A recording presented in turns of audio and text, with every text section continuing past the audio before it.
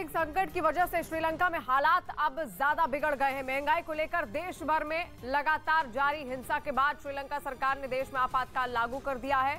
श्रीलंका आजादी के बाद अपने सबसे बुरे दौर से इस वक्त गुजर रहा है और ईंधन की भारी किल्लत के चलते देश में बिजली का संकट गहरा गया है। इतना ही नहीं, कागज की कमी के चलते परीक्षाओं को भी अगले आदेश तक टाल दिया गया है। जगह जगह विरोध हो रहे हैं और ऐसे में अब इमरजेंसी लगानी पड़ी है, आपातकाल लगाना पड़ा है श्रीलंका में।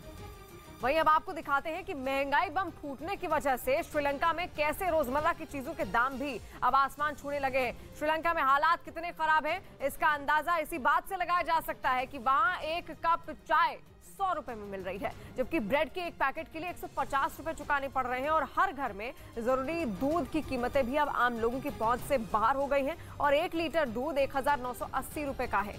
चीनी 1 किलो 290 रुपए की मिल रही है, जबकि 1 किलो चावल 500 रुपए का बिक रहा है और एक अंडे की अगर बात करें तो वो 35 रुपए का मिल रहा है। एक पानी की बोतल 100 रुपए में, वहीं चिप्स 140 रुपए का मिल रहा है। उधर श्रीलंका में अर्थव्यवस्था बुरी तरह से चरमरा गई है। हालात यह है कि अब वहां श्रीलंका के लोगों के सब्र का बांध भी टूटता दिखने लगा है। धरने और प्रदर्शन कर रही भीड़ को काबू में करने के लिए सड़कों पर सेना को तैनात कर दिया गया है, लेकिन हालात फिर भी संभलने का नाम नहीं ले रहे। श्रीलंका में हालात इतने बिगड़ चुके हैं कि अब लोग हिंसा पर उतर आए हैं। श्रीलंका की सड़कों से हैरान करने वाली तस्वीरें सामने आई। लोगों की भीड़ ने सड़क पर खड़ी एक बस को आग के हवाले कर दिया। सड़क के किनारे खड़ी बस से आग की ऊंची ऊंची लपटें उठती दिखने लगी। सड़कों पर उतरी भीड़ के सिर पर खून सवार दिख रहा था। भीड़ को काबू करने के लिए श्रीलंका की पुलिस और सेना दोनों मेहनत करते दिखे। श्रीलंका में सड़कों पर उतरी ये भीड़ सरकार पर अपना गुस्सा निकाल रही है। कहीं भीड़ हिंसक है तो कहीं मोमबत्तियां लेकर सड़कों पर निकली है। कहीं नारे लग रहे हैं, कहीं लोग खामोशी से खड़े हैं, लेकिन गुस्सा एक जैसा है। पूरे श्रीलंका में लोगों को कम से कम 13 घंटे की बिजली कटौती का सामना करना पड़ रहा है। लोगों के घर भी अंधेरे में डूबे हैं और काम धंधे भी ठप हैं, जिसका गुस्सा निकालने के लिए लोग वहां के राष्ट्रपति कार्यालय के सामने जमा हो गए। दूर से लिए गए एक वीडियो में हजारों लोगों की भीड़ दिखी। भीड़ भी ऐसी कि जन सैलाब उमड़ पड़ा हो। ये वो लोग हैं जो वहां के राष्ट्रपति से इस्तीफा मांगने के लिए जमा हुए। और एक बार फिर से पाकिस्तान के प्रधानमंत्री इमरान खान ने भारत की तारीफ कर दी है और तारीफ करते हुए उन्होंने साफ कहा कि दुनिया में भारत की इज्जत अब और ज्यादा बढ़ गई है, बड़ी हो गई है और भारत के पासपोर्ट को अहमियत दी जाती है पूरी दुनिया में। और साथ साथ इमरान खान ने यह भी कहा कि भारत की विदेश नीति स्वतंत्र रही है, भारत विदेशों में भी अपनी जनता की सुरक्षा करता है। हिंदुस्तान हमारा हमसाया हमारे साथ ही आजाद हुआ था। जरा उनकी फॉरेन पॉलिसी देख लें। सारी उन्होंने, जब सोवियत यूनियन और अमेरिका की कोल्ड वॉर चल रही थी, वो नॉन अलाइंड रहे। बात करते रहे, सोवियत यूनियन के बड़े करीब थे, लेकिन वो अमेरिकन भी उनसे बात करते थे। उन्होंने कहा हम नॉन अलाइंड हैं, हम ब्लॉक्स में नहीं हैं। हाँ, हमारी क्लोजेस्ट सोवियत यूनियन से है, लेकिन हम सबसे हैं। आप हिंदुस्तान की फॉरेन पॉलिसी की वजह से आप सिर्फ ये देख लें कि हिंदुस्तान के पासपोर्ट की क्या इज्जत और पाकिस्तान के पासपोर्ट की क्या इज्जत रही है। जब आप एक खुददार कौम होते हैं, लोग आपकी रिस्पेक्ट करते हैं। इस बीच बाइडेन और इमरान की दुश्मनी जग जाहिर होने के बाद वो वजह भी सामने आ गई जिनकी वजह से ये कहा जा रहा है कि पाकिस्तान में अमेरिका ने सरकार गिराने की साजिश रची। एक दिन पहले ही इमरान खान ने देश के नाम संबोधन दिया था, जिसमें वो अमेरिका के खिलाफ इतना बोले थे जितना पाकिस्तान के किसी प्रधानमंत्री ने शायद ही कभी बोला हो। 2 दिन से पाकिस्तान में इमरान की सीक्रेट चिट्ठी पर माहौल गरमाया हुआ था। इमरान ने इस्लामाबाद की अपनी रैली में वो चिट्ठी लहराई भी थी। वो पत्रकारों को चिट्ठी देने की तैयारी भी कर चुके थे, लेकिन ऐन वक्त पर उनकी पूरी प्लानिंग पर पानी फिर गया। जिसके बाद इमरान ने चिट्ठी नहीं बल्कि खुद अपने मुंह से कहा कि उनकी सरकार गिराने की इंटरनेशनल साजिश रची गई थी, जिसके पीछे अमेरिका का हाथ था। हमें एक अमेरिका ने एक बाहर से मुल्क में, मैं नाम मतलब मेरा किसी और बाहर से मुल्क से, हमें मैसेज आती है। इमरान ने 2 टूक कहा कि पुतिन से उनकी दोस्ती बाइडेन की आंखों में खटकी, जिसके बाद उनकी कुर्सी हिलाने की कोशिश शुरू हो गई। रूस चले गए वो तो, और यूरोपियन लीडर्स भी रूस चले गए थे, लेकिन खास पाकिस्तान को कि आप क्यों चले गए हैं, जिस तरह कि हम कोई उनके नौकर है। वैसे खबर है कि केवल रूस ही नहीं, और भी कई वजहें थीं जिन्होंने बाइडेन को इमरान के खिलाफ उकसाया।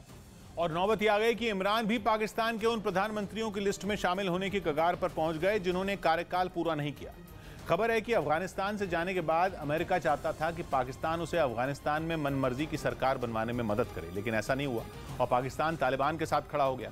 यही नहीं, कहा जा रहा है कि बाइडेन को इमरान पसंद नहीं है और दोनों नेताओं की फोन तक पर कभी बात नहीं हुई। खबर है कि बाइडेन ने इमरान से बातचीत करने से ही इनकार कर दिया था। हालात ये हैं कि अमेरिका ने अब तक पाकिस्तान में अपना स्थायी राजदूत तक नियुक्त नहीं किया। दोनों नेताओं में इसलिए भी दूरी आई क्योंकि खबर है कि जून 2021 में अमेरिका चाहता था कि पाकिस्तान अफगानिस्तान में नजर रखने के लिए अपने सैन्य बेस का इस्तेमाल करने की इजाजत दे, लेकिन इमरान ने मना कर दिया। और रूस के बेलग्राद तेल डिपो पर हमला हुआ है, जहां पर हवाई हमले में तेल डिपो बुरी तरह से तहस-नहस हो गया है। भारी नुकसान इस तेल डिपो को पहुंचा है। रूस का यूक्रेन पर हमले का आरोप भी है और हेलीकॉप्टर से हमले किए गए हैं, ये कहना है रूस का। हालांकि यूक्रेन ने साफ इनकार कर दिया है इस हमले से। बाकायदा तस्वीरें सामने आ गई हैं, वीडियो में आप देख सकते हैं किस तरीके से अटैक किया गया इस तेल डिपो पर। और रूस में ये तेल डिपो स्थित है जहां पर भारी तबाही अब देखने को मिल रही है। हालांकि रूस का ये कहना है कि यूक्रेन की ओर से यह हमला उसके ऊपर किया गया है, लेकिन इसको फॉल्स फ्लैग ऑपरेशन भी बताया जा रहा है रूस का। इस बीच यूक्रेन में जारी युद्ध के बीच रूस के बेलग्राद शहर में बड़ा हवाई हमला हो गया, जिसे पश्चिमी देशों ने पुतिन की नई चाल करार दिया। इस हमले में वहां तेल का एक बड़ा डिपो तबाह हो गया और इसका वीडियो भी खुद रूस ने ही जारी किया, जिसमें हवाई हमले के बाद तेल डिपो आग की भीषण लपटों में घिरा दिखाई दिया। वहां लगी आग इतनी भयानक थी कि उसकी लपटें कई किलोमीटर दूर से भी साफ दिखाई पड़ रही थी और उसकी तेज रोशनी ने लोगों की आंखें चौंधिया दी। यही नहीं, उससे निकल रहा काला धुआं पूरे इलाके में फैलता नजर आया और जैसे जैसे वक्त बीतता गया तेल डिपो में लगी आग और भी भयानक होती गई। देखते ही देखते वहां मौजूद तेल के 8 बड़े बड़े टैंक इसकी चपेट में आ गए। इसके बाद तो पूरा तेल डिपो किसी ज्वालामुखी की तरह धधकता नजर आया और रूस ने आरोप लगाया कि यूक्रेन की सेना के हेलीकॉप्टरों ने उसकी सीमा में घुसकर इस हमले को अंजाम दिया। हालांकि पश्चिमी देशों ने इस हमले को पुतिन का फॉल्स फ्लैग अटैक बता दिया, मतलब ऐसी कार्रवाई जिसके जरिए कोई देश जानबूझकर अपनी ही संपत्ति या लोगों को नुकसान पहुंचाता है। क्योंकि पिछले हफ्ते ही रूस से निकाले जा चुके एक राजनेता इलिया पनामरोव ने दावा किया था कि पुतिन यूक्रेन में जारी जंग को सही ठहराने के लिए अपने ही शहरों में हमले की साजिश रच रहे हैं।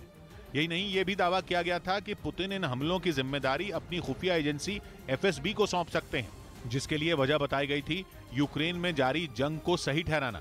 और बेलग्राद में हुए हमले के बाद यह दावा सही साबित होता भी दिखा, क्योंकि यूक्रेन पर इस हमले का आरोप लगाते हुए रूस ने उसके साथ चल रही शांति वार्ता से वॉकआउट की धमकी दे डाली, जिसके बाद पुतिन के इस षड्यंत्र को लेकर पश्चिमी देशों का शक और गहरा गया। क्योंकि बेलग्राद शहर में तेल डिपो पर हुए हमले में 2 हेलीकॉप्टरों का इस्तेमाल किया गया, जिन्हें लेकर दावा है कि ठीक इसी तरह के हेलीकॉप्टर रूस की सेना यूक्रेन में इस्तेमाल कर रही है। यही नहीं, 3 दिन पहले भी रूस ने यूक्रेन पर बेलग्राद शहर में एक हथियार डिपो पर मिसाइल से हमला करने का आरोप लगाया था, जबकि बाद में पता चला कि हथियार डिपो में धमाका मिसाइल गिरने से नहीं बल्कि किसी और वजह से हुआ था। इसके बावजूद रूस इस बात पर अड़ा है कि उसके तेल डिपो को यूक्रेन की सेना ने निशाना बनाया। हालांकि यूक्रेन की ओर से इस हमले की पुष्टि नहीं की गई, लेकिन रूस ने जो वीडियो जारी किया उसमें कुछ ही सेकंड के अंदर 2 रॉकेट तेल डिपो की ओर बढ़ते दिखाई दिए, जिनके गिरते ही तेल डिपो में धमाका होता दिखाई दिया और फिर वहां से आग का एक बड़ा बवंडर उठना शुरू हो गया। यही नहीं, इस हमले के ठीक बाद वहां बेहद कम ऊंचाई पर 2 हेलीकॉप्टर भी उड़ान भरते नजर आए। हालांकि बेलग्राद में हुए हमले में किसका हाथ है ये अब तक साफ नहीं है और पश्चिमी मीडिया इसे पुतिन की खुद की साजिश बता रही है, लेकिन यूक्रेन के विदेश मंत्री ने नहीं इस हमले की जिम्मेदारी ली है और नहीं इस हमले से इनकार किया है। रूस का आरोप है कि यूक्रेन की सेना के इन हेलीकॉप्टरों ने अंधेरे में रूस की सीमा में करीब 40 किलोमीटर अंदर घुसकर हवाई हमले को अंजाम दिया, जिसकी वजह से वहां मौजूद तेल डिपो में भड़की आग उजाला होने के बाद भी धधकती रही, जिसकी जानकारी मिलने पर फायर ब्रिगेड की बड़ी टीम आग बुझाने पहुंच गई, जिसने वहां लगी भीषण आग पर काबू पाने की कोशिश शुरू कर दी। पाइपों की मदद से आग के ऊपर पानी की बौछारें छोड़ी गईं। कई दमकल कर्मी एक साथ मिलकर तेल डिपो में लगी आग बुझाने में जुट गए, लेकिन टैंकों में तेल भरा होने की वजह से आग बुझने की बजाय और बढ़ती गई, जिसे देखकर दमकल कर्मियों के भी हाथ पांव फूल गए। कई घंटों तक वहां आग को बुझाने की कोशिश जारी रही, लेकिन तेल डिपो से आग की ऊंची ऊंची लपटें उठती रहीं। और इस वक्त की बड़ी खबर आपको बता दें, जहां पर रूस दौरे पर यूएन डिप्टी महासचिव जाएंगे और 3 अप्रैल को वो मॉस्को जाएंगी यूएन उप महासचिव, क्योंकि यूक्रेन में हालात अब बिगड़ते जा रहे हैं और चर्चा से ही कोशिश की जाएगी कि अब नतीजे कुछ निकले, इसका हल निकले, क्योंकि 37 दिन हो चले हैं रूस यूक्रेन युद्ध के और ऐसे में लगातार हालात अब बद से बदतर होते जा रहे हैं। और 3 अप्रैल को चर्चा की जाएगी और यूएन की उप महासचिव खुद रूस जाएंगी। इस बीच पुतिन ने यूरोप में खलबली मचाने वाले सबसे बड़े प्लान पर काम शुरू कर दिया। अप्रैल की 1 तारीख होते ही यूरोप के देशों ने अपने गैस के स्टॉक को चेक करना शुरू कर दिया। यह भी साफ हो गया कि जिस वक्त अमेरिका आर्थिक प्रतिबंधों का ऐलान कर रहा था, उस वक्त से पहले ही पुतिन उन प्रतिबंधों की काट निकाल चुके थे। इसीलिए पुतिन ने मार्च के पहले हफ्ते में ही उन देशों की लिस्ट तैयार कर ली थी जो रूस के विरोध में खड़े हैं। ऐसे देशों को अनफ्रेंडली नेशंस कहा गया और 31 देशों को इस लिस्ट में शामिल किया गया। ये वो देश हैं जो अब पुतिन के सबसे पैने वार का सामना करने वाले हैं। रूस ने ऐलान कर दिया है कि 31 मार्च तक का हिसाब अब बीत चुका है। अप्रैल से गैस तभी दी जाएगी जब पेमेंट रूबल में यानी रूस की करेंसी में होगी। रूस ने जब यूक्रेन पर हमला किया तो अमेरिका सहित पश्चिमी देशों ने रूस पर धड़ाधड़ आर्थिक प्रतिबंध लगाने शुरू कर दिए। इसके पीछे पश्चिमी देशों की रणनीति थी कि रूस की आर्थिक ताकत कमजोर हो जाएगी, उसकी कमर टूट जाएगी और पुतिन सरेंडर कर देंगे। लेकिन हुआ इसका एकदम उल्टा। पुतिन ने ऐसी चाल चली कि पश्चिमी देश और यूरोप के देशों के लिए मुश्किल खड़ी हो गई। रूस ने इसका पूरा खाका तैयार कर लिया है। अगर गैस खरीदने वाले मुल्कों के पास रूबल नहीं है तो वो इसका बहाना भी नहीं बना पाएंगे, क्योंकि रूस ने इसका भी रास्ता निकाल लिया है। मतलब ये कि रूस पर आर्थिक प्रतिबंध लगाने वाले मुल्कों को रूस उन्हीं की भाषा में जवाब देगा। गैस खरीदने वाले मुल्कों को साफ कह दिया गया है कि उन्हें रूस के बैंकों में खाता खुलवाना होगा, जहां से वो किसी भी करेंसी को रूबल में बदलवा पाएंगे। खास बात यह कि रूस के ये वही बैंक हैं जिन पर उन देशों ने बैन लगाया था। मतलब जिन 31 देशों ने या तो रूस के बैंकों पर बैन लगाया या बैन का समर्थन किया, अब उन्हीं 31 देशों की मजबूरी है कि उन बैंकों में खुद खाता खुलवाना होगा।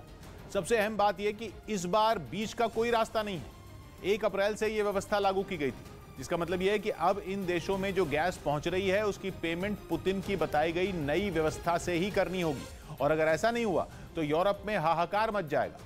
ज्यादातर देशों ने रूस के अल्टीमेटम पर अब तक कोई सीधा जवाब नहीं दिया है, इसलिए गैस सप्लाई भी बंद नहीं की गई है। लेकिन अगर गैस सप्लाई बंद करने की नौबत आ गई तो गैस की मारामारी शुरू हो जाएगी। ये देश केवल अपने रिजर्व भंडार पर निर्भर होंगे और वहां गैस के दाम कई गुना बढ़ जाएंगे, क्योंकि नेचुरल गैस के बिना यूरोप के इन देशों में काम चलना बहुत मुश्किल है। उद्योग धंधे तक गैस की सप्लाई पर टिके हैं। ठंड से बचने के लिए लोगों को गैस की जरूरत पड़ती है। दावा यह है कि यूरोप के रिजर्व में जितनी नेचुरल गैस है उससे केवल 1 महीने का ही काम चल सकता है। जितना इस्तेमाल यूरोप में बिजली का होता है, अनुमान लगाया जाता है कि उससे 10 गुना ज्यादा जरूरत नेचुरल गैस की पड़ती है।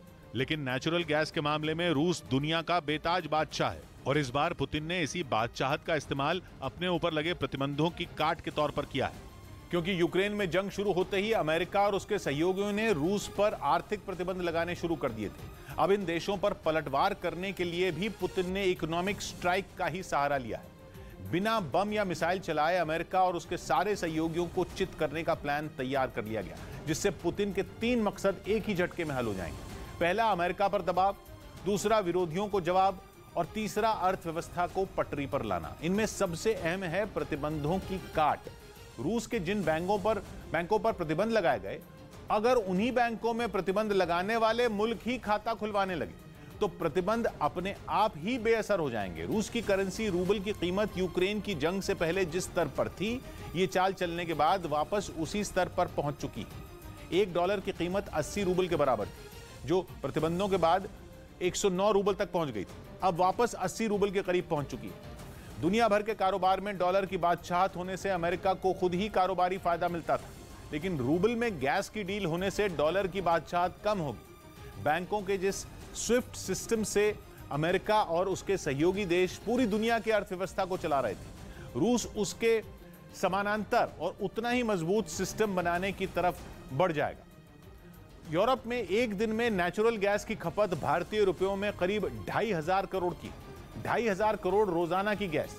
और इतना रुपया रोज अगर रूस को रूबल में मिलने लगेगा तो बैंकों पर लगे सारे प्रतिबंध बेअसर हो जाएंगे। इसलिए लोगों को अब समझ में आने लगा है कि यूरोपियन यूनियन और अमेरिका के कड़े प्रतिबंधों के बावजूद रूस बेफिक्र क्यों था। शायद आर्थिक प्रतिबंधों और उनकी काट का पूरा प्लान पुतिन के दिमाग में काफी पहले से चल रहा। अपने इसी प्लान से जहां एक तरफ पुतिन ने विरोधियों को चित कर दिया, तो वहीं सहयोगियों के सिर पर एहसान भी रख दिया, जिनमें सबसे बड़ा नाम है जर्मनी का। जैसे ही पुतिन ने रूबल में पेमेंट की शर्त दुनिया के सामने रखी, G7 देशों ने रूस के विरोध में मोर्चा खोल दिया। G7 देशों की अगुवाई कर रहा है जर्मनी। जर्मनी से रूस के करीबी रिश्ते रहे हैं, वहां तो आधी से ज्यादा गैस रूस से ही जाती है। नॉर्ड स्ट्रीम 2 प्रोजेक्ट के जरिए जर्मनी तक दुगनी गैस पहुंचाने की योजना थी, लेकिन जंग छिड़ने के बाद जर्मनी ने नॉर्ड स्ट्रीम 2 प्रोजेक्ट को शुरू करने से ही इनकार कर दिया था। अब पुतिन ने जर्मनी की रूबल में पेमेंट न करने वाली बात मान ली, जर्मनी को अपनी सख्त डेडलाइन के दायरे से बाहर कर दिया। इससे पुतिन ने जर्मनी के चांसलर पर नॉर्ड स्ट्रीम 2 खोलने के लिए दबाव भी बढ़ा दिया और विरोधियों को सख्त संदेश भी दे दिया। संदेश एकदम साफ कि पुतिन से उलझने वालों का अंजाम बुरा होगा।